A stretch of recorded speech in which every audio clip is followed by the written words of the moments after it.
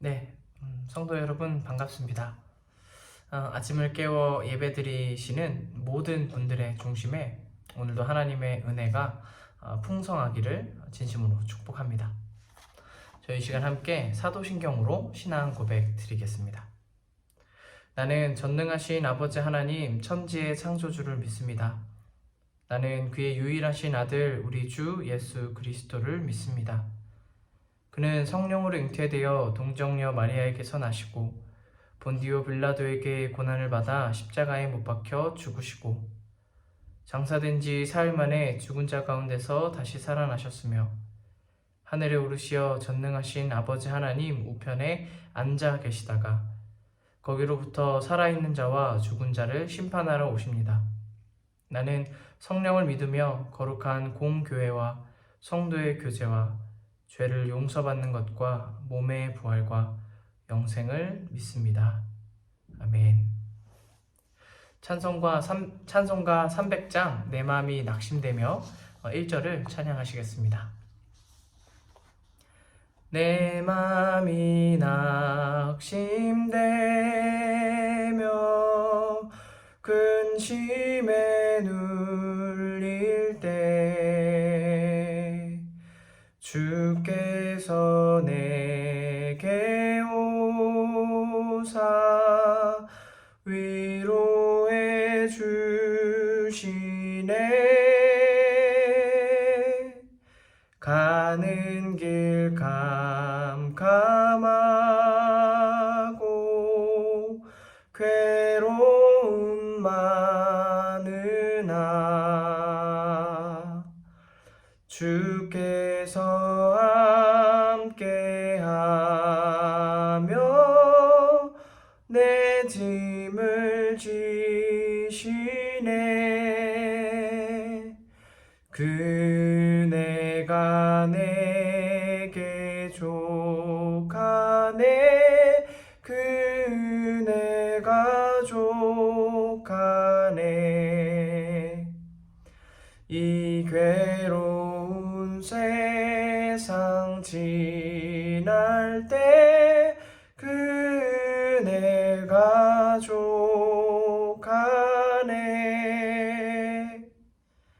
아멘. 네, 오늘 우리에게 주시는 하나님의 말씀은 다니엘서 8장입니다. 그 중에 20절로 27절 말씀을 제가 봉독하겠습니다. 네가 본 순양의 두 뿔은 메대와 페르시아의 왕들이다. 그 순념소는 그리스 왕이고 눈 사이에 있던 큰 뿔은 그 첫째 왕이다. 그 뿔이 꺾이고 그 자리에서 생긴 네 뿔은 그 나라가 분열되어 일어날 네 나라다. 그 네 나라의 힘은 첫 번째 나라와 같지는 않을 것이다. 그들의 통치가 종말에 이를 때에 그들의 죄악이 극도에 이를 때에 뻔뻔스런 임금, 흉계에 능숙한 임금이 일어날 것이다. 그는 힘이 점점 세어질 터인데 그 힘은 제 힘이 아니다. 그가 놀라운 힘으로 파괴하고 하는 일마다 형통하며 강한 사람이 거룩한 백성을 파멸시킬 것이다. 그는 음흉하여서 매사에 속이는 데 능숙하고 마음이 방자하여서 평화롭게 사는 사람을 많이 죽이며 만왕의 왕을 대적할 것이다. 그러나 사람이 손을 대지 않아도 그는 끝내 망할 것이다. 내가 너에게 설명한 아침과 저녁 제사 환상은 반드시 이루어진다. 그러나 아직 멀었으니 너는 환상의 비밀을 잘 간직해 두어라. 그때 나 다니엘은 몹시 지쳐서 여러 날 동안을 앓았다.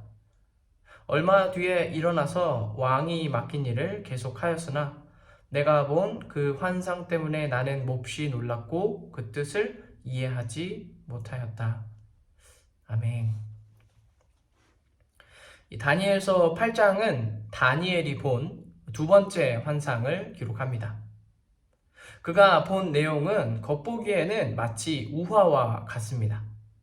순양과 숫염소가 등장하고 순염소의 뿔에서 또 다른 뿔들이 생겨납니다.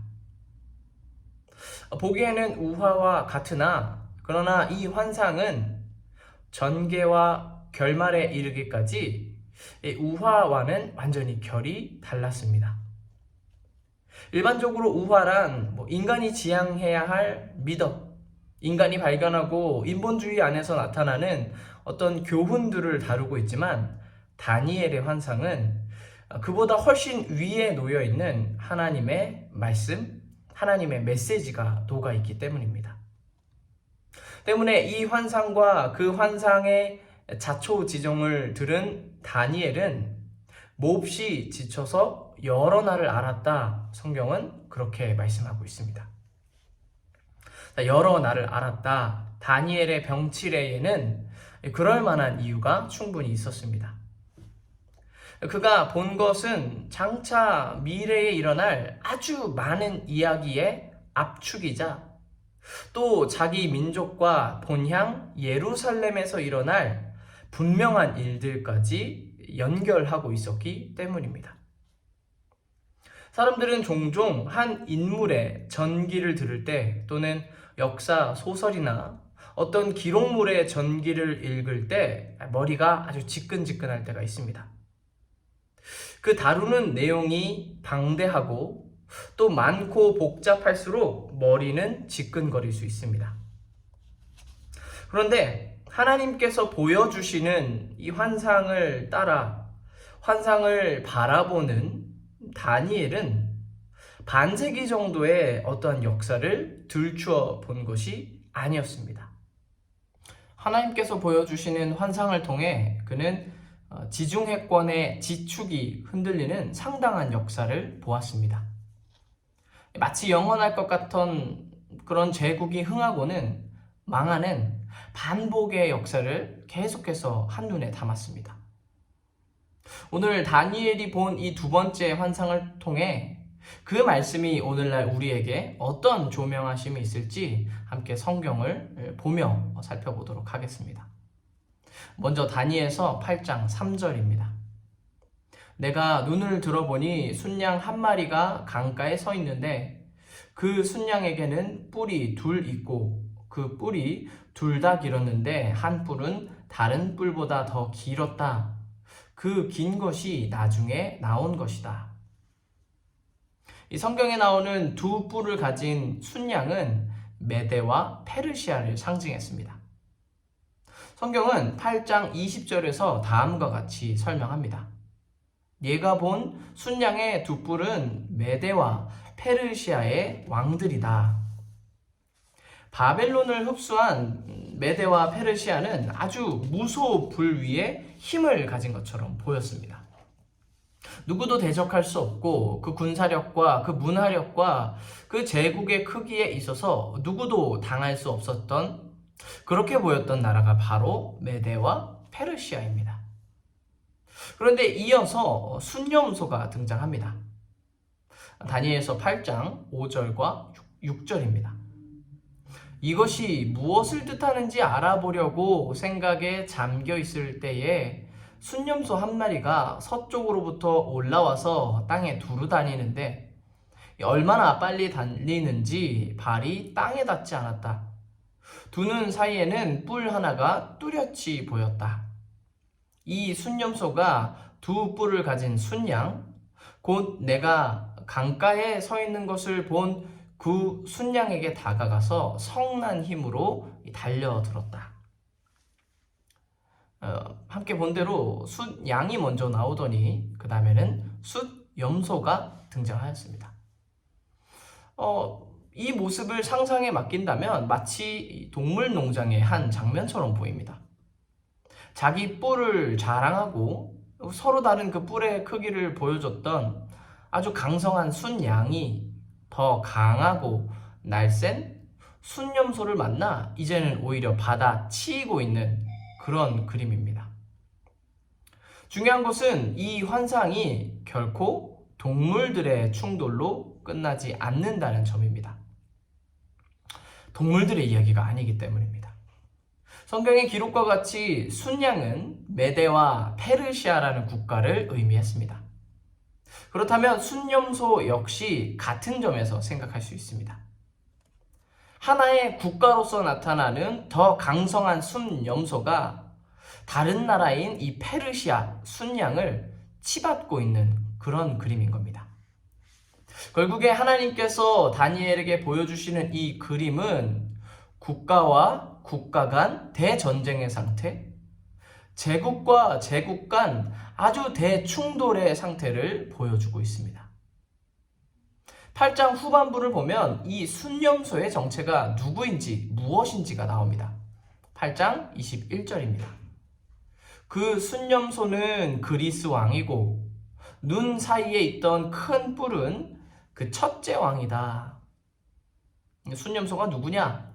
성경 연구가들은 이 순념소를 페르시아 대군을 파쇄하고 심지어 정복하기까지 했던 헬라 제국으로 봅니다.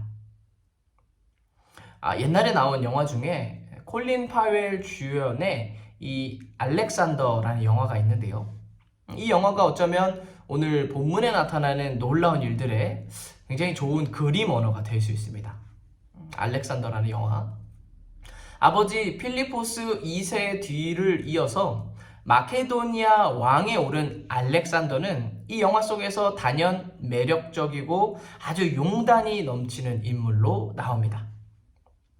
이 알렉산더는 스승인 아리스토텔레스에게서 철학을 배우고 갖가지 많은 지혜를 배웠을 뿐만 아니라 그 개인적으로도 기민한 전쟁 감각과 아주 발빠른 전술로 늘 전쟁의 제1선에 등장하는 그런 인물입니다. 알렉산더의 어떤 그런 무용은 페르시아는 물론 이 지중해권에 아주 전무후무한 헬레니즘 제국을 이룰 정도로 아주 이런 독보적입니다. 본문이 말했던 그리스 왕, 그 그리스 왕은 결국 헬라 제국을 의미하고 본문에 나타나는 큰 뿔이자 첫째 왕으로 묘사되는 이가 바로 이 알렉산더 대왕이 아니겠는가 사람들은 그렇게 보고 있습니다. 그런데 다니엘이 보는 환상은 여기서 그치지 않습니다. 이미 이것만 해도 시간을 뛰어넘어 한 세기, 두 세기를 앞서서 정말 놀라운 일들을 본 것인데 환상은 여기서 그치지 않습니다. 8장 22절로 23절입니다. 그 뿔이 꺾이고 여기서 말하는 뿔은 그 뿔은 알렉산더입니다. 그 뿔이 꺾이고 그 자리에서 생겨난 네 뿔은 그 나라가 분열되어 일어날 네 나라다. 그 네 나라의 힘은 첫 번째 나라와 같지는 않을 것이다.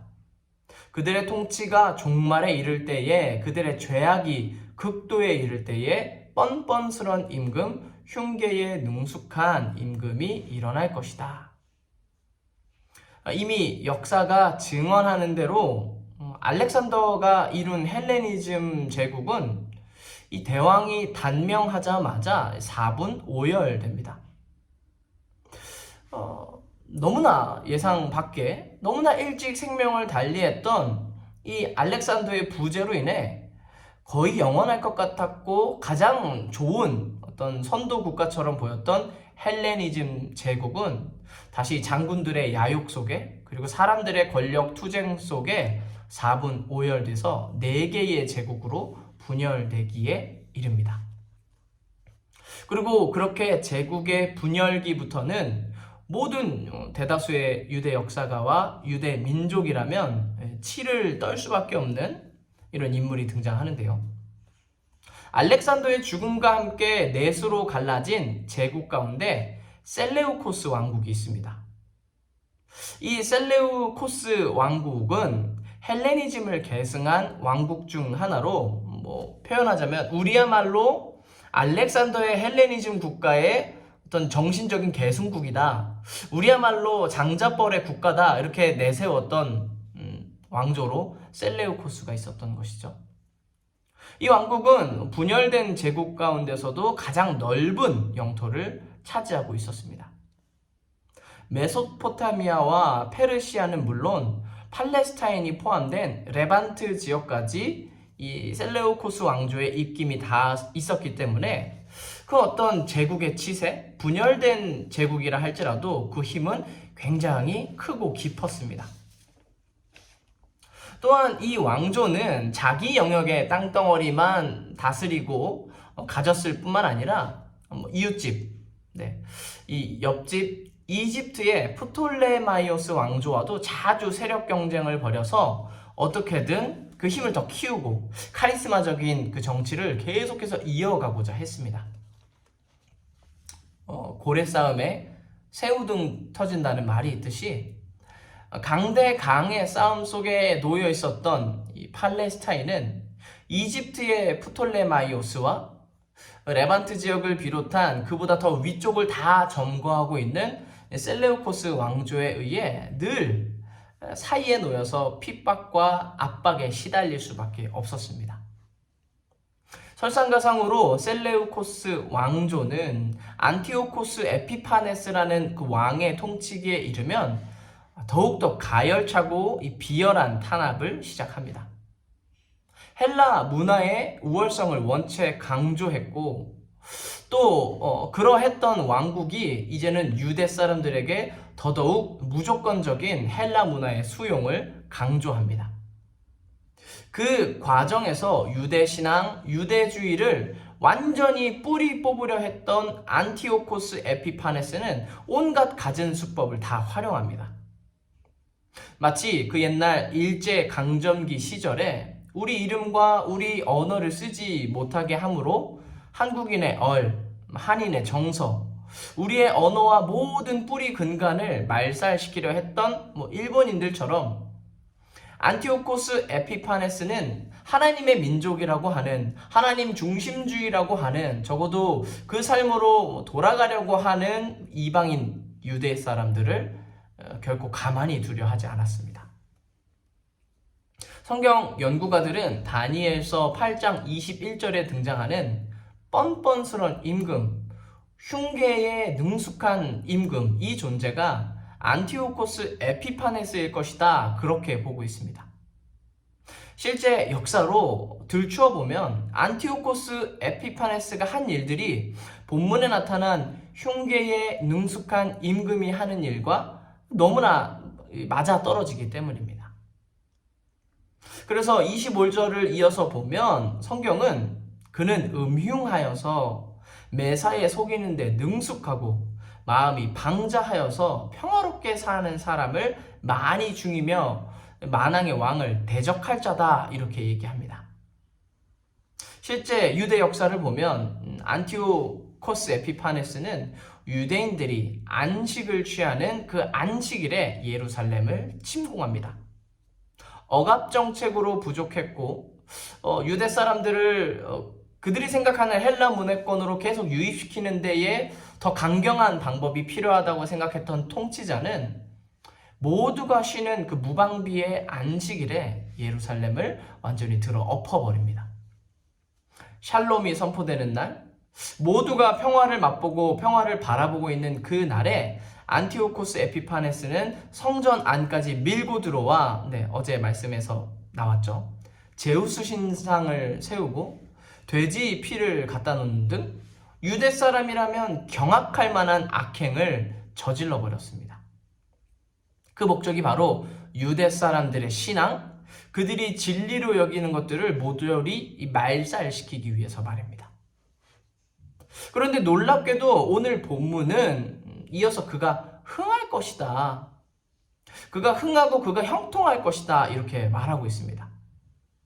또 바로 얼마 못 가서 또한 그러나 그 존재는, 그 사람은 손을 대지 않아도 끝내 망할 것이다, 이렇게 말씀합니다.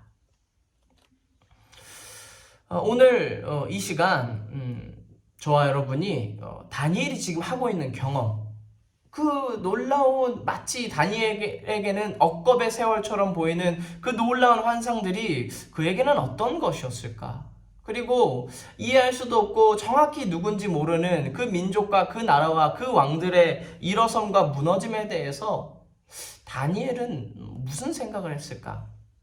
마치 우리가 겪은 일처럼 대입해보기 원하는데요. 이미 용량초가죠. 용량초가의 세계사, 수세기를 앞선 미래사를 보며 다니엘의 머리는 열이 지끈지끈 차올랐을 것 같습니다. 그 의미하는 바를 다 알기 위해서 아주 골몰해 있는, 고심하고 있는 다니엘의 모습을 한번 생각해 볼 수 있습니다. 흔히 사람들은 꿈자리만 뒤숭숭해도 그날의 기분, 그 한 주의 일처리가 내 맘처럼 되지 않을 때가 있습니다.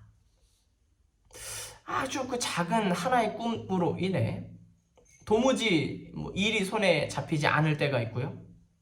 또 그저 꿈속에서 누가 나에게 뭐라 한 것일 뿐이어도 그 꿈속에서 본 사람을 생시로 만나면 괜스레 떨떠름할 때도 있습니다.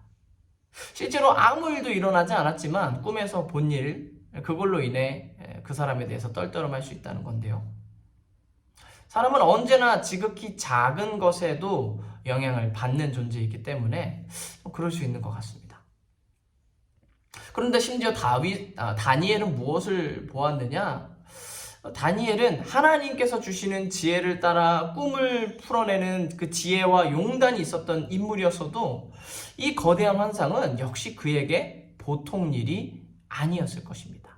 그래서 알기 위해 노력했고, 하나님이 무엇을 보여주시는지 그 의미를 알기 위해 노력했고, 또 몸이 아플 정도로 그 말씀을 분명히 붙잡았다, 이렇게 성경은 보여주는데요. 다니엘이 이런 모습에서 뭔가 다니엘의 어떤 신앙의 진가가 드러나는 것 같습니다. 27절을 함께 보겠습니다. 그때에 나 다니엘은 몹시 지쳐서 여러 날 동안을 앓았다. 얼마 뒤에 일어나서 왕이 맡긴 일을 계속하였으나 내가 본 그 환상 때문에 나는 몹시 놀랍고 그 뜻을 이해하지 못하였다. 그것이 내가 받아 먹어서 이해할 수 있는 것이든 아니든 그 하나님이 보여주시는 말씀과 계시가 나에게 용량 초과이든 아니든 다니엘은 그 말씀이 하나님으로부터 나오는 것인 순간 받아 먹습니다. 이 말씀이 하나님으로부터 나오는 것이 분명할진데 받아 먹고 하나님의 무언가 보여주심의 사역을 언제나 하나님이 나에게 하신 일이기 때문에 마음에 품고자 합니다. 보통 사람은 먹을 수 있는 것만, 눈에 보기에 좋은 것만 섭취하기 마련입니다.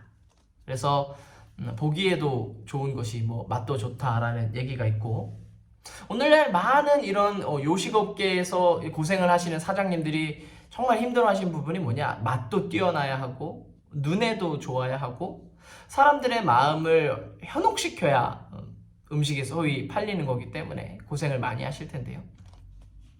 사람의 모든 생리는 일반적으로 달면 삼킬 수 있고 유익하면 이용할 수 있고 쓰더라도 의미가 있으면 그 쓴 것을 감당해낼 테지만 무슨 의미인지도 모르겠고 왜 받아들여야 되는지도 모르겠고 이것이 과연 나에게 이득이 될까, 나에게 유리한 것이 될까라고 계산기를 두드려 봐서 그렇지 않다라고 느낄 땐 내치기 마련입니다.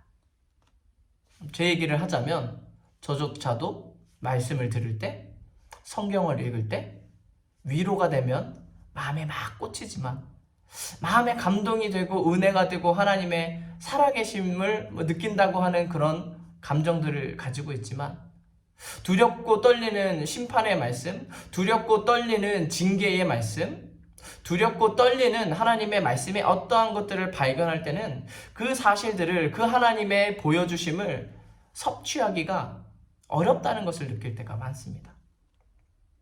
우리의 생리가, 우리의 어떤 인간됨이 그렇게 자기 본위적으로 생각한다는 것일 텐데요. 그러나 다니엘은 가만히 보면 언제나 그 삶의 철학이 자신에게로 맞춰져 있는 것이 아니라 하나님께로 맞춰져 있음을 봅니다. 제국이 일어나고 엎어지는 그 수많은 이야기와 또 중간중간 과정에 보기에 심히 떨리고 떨떠름한 그 이상의 사건들을 보게 되면서도 다니엘은 이 일의 출발, 이 환상의 출발이 하나님이기 때문에 그 모든 보여주심이 반드시 이루어질 것을 믿고 환상을 품고 이해하고자 합니다. 다니엘서의 어떤 환상에 나타나는 주제들은 정말 어떤 쇼킹하고 놀랍고 자극적인 주제가 아니라 그 모든 일들 속에서 하나님의 주권적 통치와 하나님의 전권적인 통치가 목적인 경우가 많습니다. 세상 만사에서 많은 일들이 일어날 때 결국 그 모든 일 가운데 누가 진정한 통치자냐, 누가 진정한 일을 행하시고 이루시고 완결 지으실 수 있는 그 영원한 나라의 통치자냐, 그분은 바로 하나님밖에는 없다. 다니엘서가 그런 것들을 많이 얘기하는데요. 요즘 세상을 보면 정말 별별 뉴스가 다 쏟아져 나오는 것 같습니다. 그래서 마치 요즘은 현실이 오히려 환상 같고 오히려 더 신기루처럼 느껴질 때가 많습니다. 신기루 같은 사건들이 실제로 이루어지고 아주 비현실적이어야 할, 말이 안 되는 일이어야 할 잔혹한 일들이 수면 위로 올라오고 막 밝혀지고 있는 중입니다. 뉴스를 보면 뭐 특정한 사건을 얘기하지 않더라도 너무나 환상 같은 신기루 같은 일들이 많이 생겨나는데요. 한 나라의 통치자의 어떤 등극과 쇠락을 막 사람들이 이렇게 보도하고 그 통치자의 등극과 또 다른 통치자의 쇠락을 보면서 세상은 온갖 의미와 분석을 쏟아내고 있는 중입니다. 그래서 그 나라가 어떻게 될 것인가? 그 나라와 영향을 주고받는 또 다른 나라들은 어떤 관계를 맺을 것인가? 정말 많은 분석과 해석을 쏟아내고 있는데요. 또한 정치적인 일, 국가의 대소사뿐만 아니라 이제는 백신마저 사람들이 그 사람들의 소견에 생각하는 대로 어마어마한 해석과 분석을 쏟아냅니다. 그래서 백신마저 천국과 지옥으로 연결짓는 사람들이 있으며 코로나 인풍을 인도주의적인 차원과 의료 차원이 아닌 자꾸만 다른 의미, 다른 메시지와 연결 지으려는 사람들이 막 존재합니다. 그러나 세상에서 나타나는 그 많은 신기루들 속에서 그리고 마치 성경에서 나타난 환상만큼이나 더 크고 놀라워 보이는 세상에서 이루어지는 그런 환상들 속에서 우리가 그 그림 자체에 현혹되는 것이 아니라 많은 뉴스를 볼수록, 많은 일의 진행을 볼수록, 세상 만사의 요지경을 보면 볼수록 그 속에서 분명히 무언가 이루어 가시고 이끌어 가시고 경영해 가시는 하나님 자체에 저와 여러분이 더 마음이 동했으면 좋겠습니다. 당연히 오늘 제가 예로 든 세상의 환상과 같은 이야기들, 그것과 오늘 본문의 환상이 완전히 연결시킬 수는 없습니다. 계시의 말씀과 환상처럼 보이는 뉴스를 완전히 묶을 수는 없는데요. 그러나 오늘 어떤 말씀의 강조점은 무엇입니까?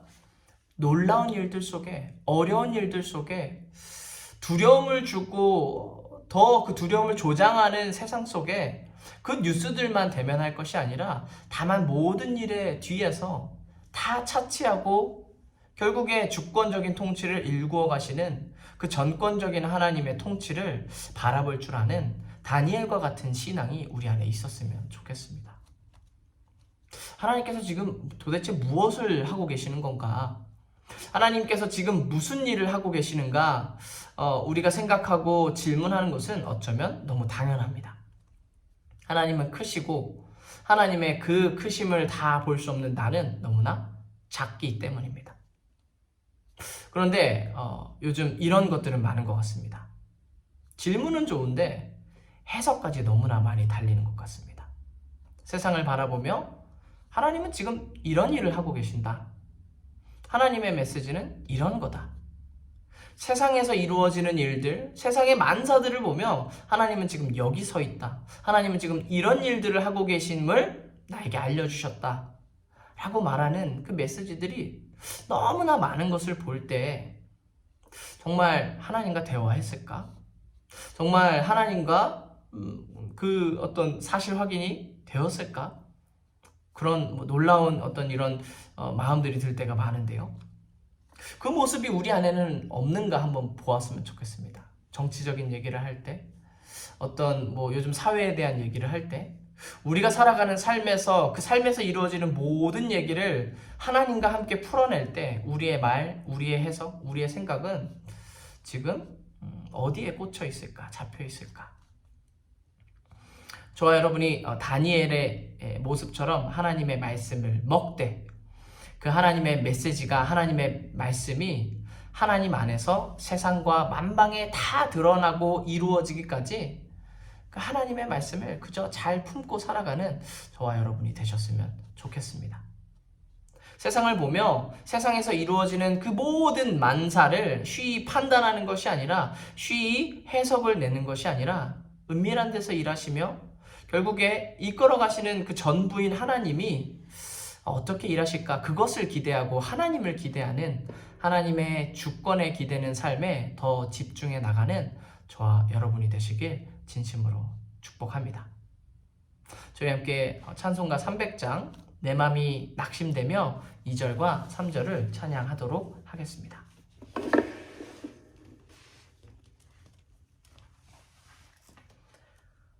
희망이 사라지고 친구 날 버릴 때 주 내게 속삭이며 새 희망 주시네. 싸움이 맹렬하여 두려워 떨 때에 승리의 왕이 되신 주 음성 들리네. 그네가 내게 족하네. 그네가 족하네. 이 괴로운 세상 지날 때 그네가 족하네. 번민이 가득하고 눈물이 흐를 때 주 나의 곁에 오사 위로해 주시네. 환난이 닥쳐와서 어려움 당할 때 주님의 능력이 원수를 이기네. 그네가 내게 족하네. 그네가 족하네. 이 괴로운 세상 지날 때 그네가 족하네.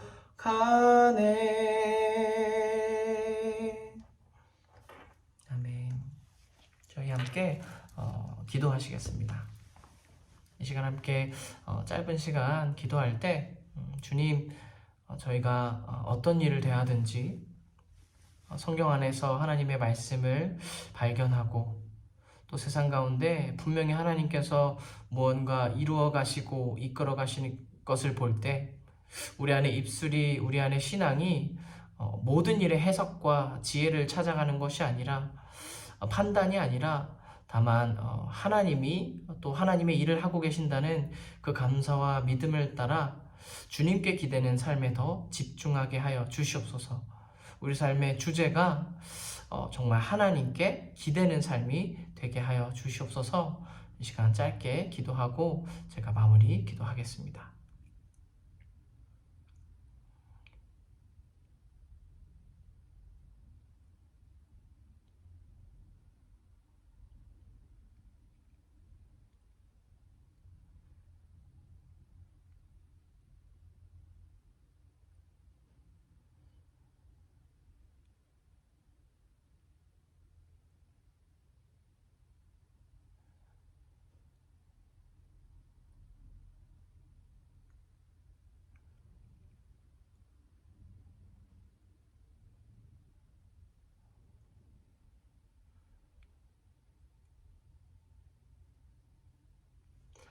사랑과 은혜가 사랑과 은혜가 많으신 하나님, 저희 안에서 언제나 큰 일을 이루시고 한 영혼도 주님의 뜻 안에서 비껴나가지 않게 하시는 전능하신 하나님, 오늘 이 시간 예배 드리시는 모든 성도님들과 또 함께하고 있는 모든 분들의 마음에 하나님의 주권적인 역사, 하나님의 그 나라의 통치가 역사하기를 간구합니다.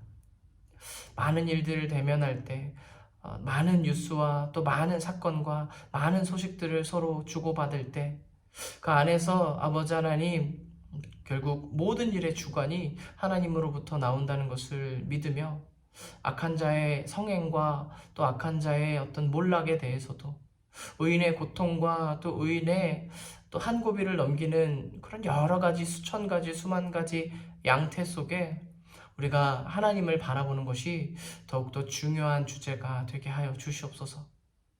그래서 다니엘이 그 의미를 다 알 수 없으나 언제나 하나님의 말씀, 하나님의 입으로부터 나온 그 능력을, 그 환상을 볼 때에 주님의 마음에 어떤 꽂혔던 것처럼 저희가 그 삶의 철학이, 그 삶의 중심이 하나님께서 말씀하심에 어떻게 일을 이루어 가실까? 하나님을 바라보는 인생이 되게 하여 주시옵소서. 하루를 살아도 기쁨을 놓쳐버리기 어려운 이 시대 속에 하나님 언제나 저희들의 기쁨이 되어 주시옵시고 기쁨이 넘쳐나게 하시는 그런 희락과 샬롬이 주님 안에 있음을 믿사오니 주님 언제나 저희가 주님과 동행하고 주께서 저희와 함께하여 주시기를 간구합니다. 모든 것 우리 주님 예수님의 이름으로 기도드립니다. 아멘.